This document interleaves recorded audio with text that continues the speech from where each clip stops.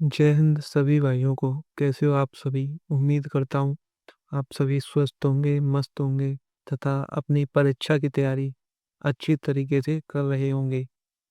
आज की इस वीडियो में हम इस समीकरण का, जो कि इसे द्विघात समीकरण कहते हैं, उसका गुणनखंड करना सीखेंगे। यदि आपको गुणनखंड करने में समस्याएं उत्पन्न होती हैं तो आप इस वीडियो को अंत तक देखिए। मेरा वादा है कि आप गुणनखंड करना जीवन भर नहीं भूलोगे। तो इस समीकरण का गुणनखंड करने से पहले मैं आपको कुछ बेसिक्स बता। तो सबसे पहले देखते हैं हम, यदि x को हम x में जोड़ते हैं तो हमारे पास क्या आता है। x को x के साथ जोड़ने पर होता है ये 2x, यानी कि दोनों x जुड़ जाती हैं।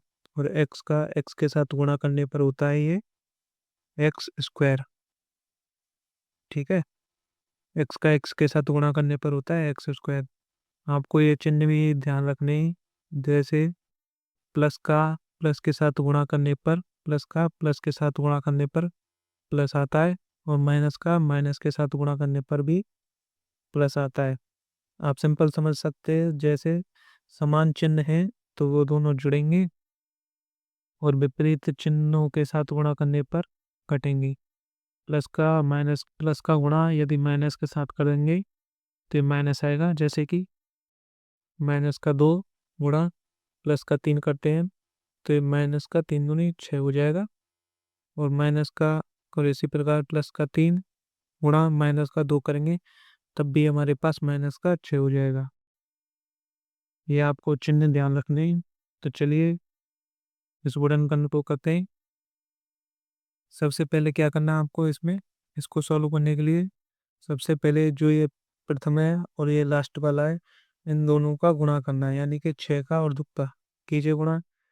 6 गुणा 2, 6 गुणा 2 करना हमें, हमारा आएगा 12। लेकिन ध्यान रखना ये माइनस का 2 है तो ये आएगा माइनस का 2।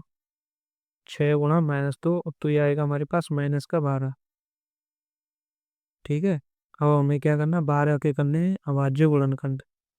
तो कीजिए 12 के अभाज्य गुणनखंड। 12 के अभाज्य गुणनखंड करने पर 2 का 6वां, 2 का 3, फिर 3 1, यानी कि हमारे 12 के अभाज्य गुणनखंड आए 2 गुणा 3। ये हो गया हमारे अभाज्य गुणनखंड 12 के। अब हमें इनमें से ऐसी संख्या लेनी है जिनको जोड़ने पर हमें माइनस का 1 प्राप्त हो।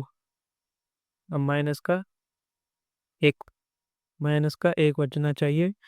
जोड़ने या घटाने पर तो हमारे पास माइनस का 1 बचे, तथा गुणा करने पर यह है हमारे माइनस का 12। अब देखते हैं यहाँ से, हम लेते हैं यहाँ से 2 और 2 4 ले लिया हमने, और 1 ले लिया 3। यदि हम 4 को यदि हम 4 को +1 का लें और 3 को माइनस का लें तो ये हमारे पास आएगा माइनस प्लस का 1। तो ये हमें चाहिए लेकिन माइनस का 1, तो इसलिए हम इसे नहीं लेंगे। हम इनके चिन्ह बदल कर देखते हैं दोबारा से। अब हम के 4 को माइनस का लेते हैं और 3 को एक बार प्लस का लेते हैं। तो ये है हमारे पास माइनस का 1, क्योंकि माइनस का 4 बड़ा होता है।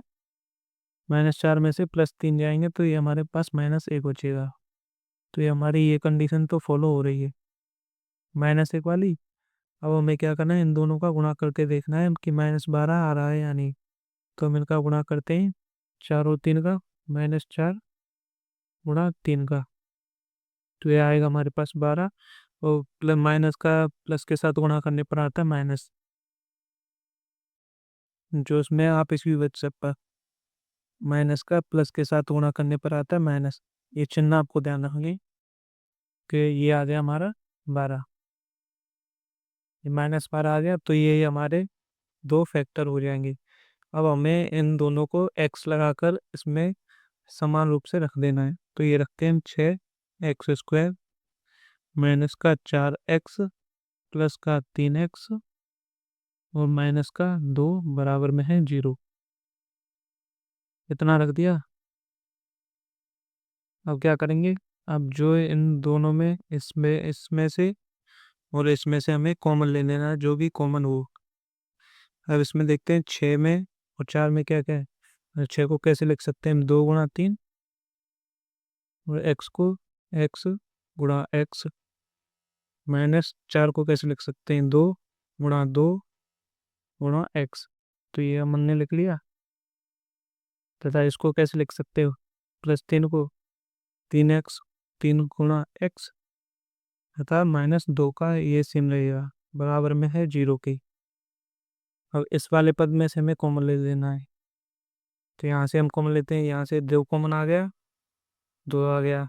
अब 3 इसमें है लेकिन 3 इसमें नहीं है, तो हमारे पास 3 नहीं आएगा। तो और x, एक x इसमें, एक x इसमें, तो यह आ गया हमारे पास x। बचे कुचे को हमने समान लिख देना है। तो यहाँ क्या बचा? एक 3 बचा, एक x बचा, तो 3x, 3x बच गया। यहाँ पर माइनस का चिन्ह, माइनस, और यहाँ पर क्या बचा? ये 2, ये बच गया। अब इससे आगे लिखना हमें प्लस। अब इसमें और इसमें कुछ भी कॉमन नहीं है, तो हमने एक, एक तो है, एक एक का गुणा इन दोनों के साथ हो रहा है, तो हमने एक लिख दिया। बचे कुचे को लास्ट में लिख दो, तो ये लिख दिया 3x - 2 बराबर में है 0 के। ठीक है। अब जो समान है, यानी कि ये वाला पद और ये वाला पद, इन्हें एक साथ लिख दो। ये लिख दिया हमने 3x - 2 एक साथ, और बचे कुचे को एक साथ लिख दो। ये लिखा 2x, 2x यहाँ पर बचा, और ये क्या बचा? प्लस का एक यहाँ पर, प्लस का एक यहाँ पर, बराबर में है 0 के। तो ये हमारे सिंपली गुणनखंड हो चुके हैं। यही हमारा आंसर है। यदि आपको समझने में कुछ प्रॉब्लम हुई हो तो वीडियो को दोबारा से देख लग सकते हैं।